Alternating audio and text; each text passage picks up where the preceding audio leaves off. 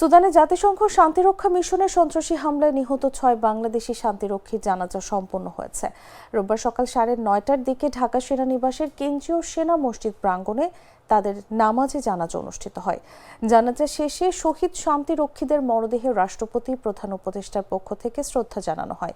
এরপর একে একে 3 বাহিনীর পক্ষ থেকে শহীদদের কফিনে শ্রদ্ধা জানানো হয়। এরপর শহীদ 6 সেনা সদস্যের মরদেহ হেলিকপ্টার যোগে নিজ নিজ জেলার উদ্দেশ্যে রওনা দেয়। জানাজার আগে নিহত সেনা সদস্যদের জীবন বৃত্তান্ত পড়ে শোনানো হয়, পাশাপাশি তাদের আত্মার মাগফিরাত কামনা করে দোয়া করা হয়। এর আগে গেল শনিবার সকালে শহীদ সেনাদের মরদেহ বহনকারী এমিরেটস এয়ারলাইন্সের একটি বিশেষ ফ্লাইট ঢাকার হযরত শাহজালাল আন্তর্জাতিক বিমানবন্দরে অবতরণ করে। এ সময় শান্তিরক্ষীদের মরদেহ গ্রহণ করেন বাংলাদেশ সেনাবাহিনীর chief of general staff lieutenant general Mizanur Rahman Shamim.